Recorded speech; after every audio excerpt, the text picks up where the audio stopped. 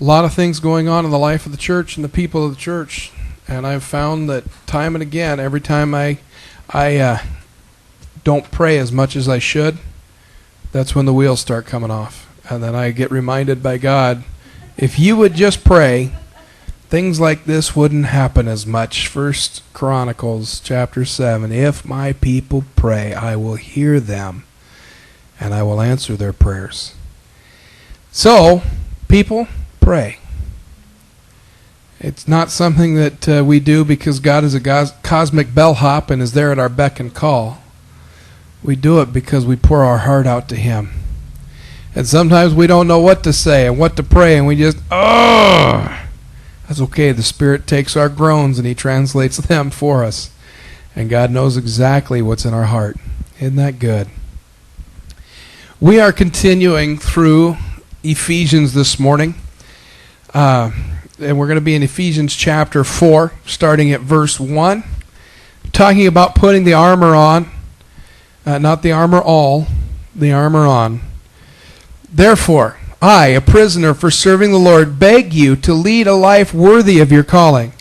You have been called by God. Always be humble and gentle. Be patient with each other, making allowance for each other's faults because of your love. Did you hear verse 2, folks? Always be humble and gentle. Be patient with one another. Make allowance for each other's faults because of your love. It's so easy to point fingers and say, well, you did this. Well, they did this to me and it hurt me right here and I'm just so angry and I should be able to get my revenge and, I just hope that I'm going to pray for them that a flower pot would fall on their head. That way at least I'm praying, right? Don't think that's what God has in mind. He wants us to love each other so deeply that when we commit a sin against somebody, when we do something that's hurtful, because we're all going to eventually fail, and do something against somebody that's going to hurt their feelings, it's going to hurt them, that's going to bother them, that if we love each other deeply, it would cover over that, and we'd be able to let it go. I've said it before, and I'll probably say it again. If I get hurt that much, and it stings and it hurts, and I let it go, then I'm only ever hurt this much. But if I get hurt this much and say, well, now I got to hurt you back, so I'm going to hurt you that much. And then they come back and say, well, I'm going to hurt you that much. And so on and so forth, and it just keeps getting bigger and bigger and out of control. And eventually, there's no love at all. There's nothing but hate. So if I can let it go when it's this big, and let the love cover over the hurt, create a Band-Aid, if you will, then the relationships don't stop. I don't have to have revenge. I can be healed instead. Make every effort to keep yourselves united in the Spirit, binding yourselves together with peace. Remember, unity does not mean we always agree on every little thing. I used to think that, if we're going to be a church united, we have to agree on everything that we do, or else we're not truly united. And then I had a reality check. Came about 4 years ago when I became a senior pastor on my own and was no longer an associate pastor of youth and college-age kids. There's no way that everybody's always going to agree on anything. Unity means that we're striving toward the same goal, and that's serving Jesus Christ with our lives. And we're doing it together, and that we love each other so deeply that when we do disagree, we can agree to get along even in our disagreement. I was happy last week. We celebrated our 17th anniversary last Sunday, my wife and I. And what I'm finding, a lot of people are like, 17, man, that's great. That's longer than most people last. And I'm going, I don't think so. My parents been married for 38 years or 39 years or forever. And my grandparents were married for 50-something years. And the only thing that stopped their marriage was Grandpa decided to go to heaven. And all these people that I know that have been married forever as far as I'm concerned. But I'm finding that the norm now is, Well, we have a disagreement. That means we can't be married. I'll never forget when we were in Kansas City serving as a pastor or youth pastor. My wife and I were at an overnighter, staying up all night with 30-something teenagers. You want to know what gets frayed when you're staying up all night with something overnight with teenagers? Your nerves get frayed. And about then, either she or I don't know which one, maybe both of us, snapped and said something unkind to the other. And of course, at that point, the other person's nerves then snapped. And they said something unkind, and honestly, I can't remember what the argument was about. I can't remember what was said. I can't remember who started it. It was probably me because I'm an idiot. And we went to my office and had this discussion in loud voices. We'll call it that.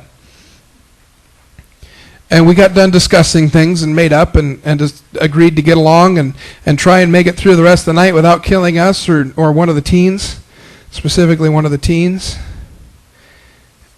And about 5 minutes after we came out of the office, one of the teenage girls came up in tears to my wife. So when are you guys going to get divorced? She looked at that little girl, Stephanie, and said, honey, we're not getting divorced, but you guys were fighting. Her experience was every time her mother had a fight, she got divorced, or she left her boyfriend, or whatever it was. And if that was her experience, she automatically assumed that, well, we had a fight. That means we're going to break up and leave each other. And we were able to show her that even though we have a disagreement, our love goes deeper than that disagreement. And we are able to work things out and work with each other and love each other through that disagreement. And this is what this passage is talking about. If we will love each other, we'll have disagreements. We'll have times where we don't agree and get along. But through that love, we will be able to still be united in the same goal and the same purposes. And that's the same with our church. If we love each other, if we reach out to the unlovable, if we reach out to the outcast, if we reach out to those people that are hurting and lost, we will find that even through disagreements, even through hard times, we will be united in Jesus Christ, bound together with peace. And he goes on in verse 4, he says, for there is one body and one Spirit, just as you have been called to one glorious hope for the future. There is one Lord, one faith, one baptism, and one God and Father, who is over all and in all and living through all. Is God's Spirit living through you today?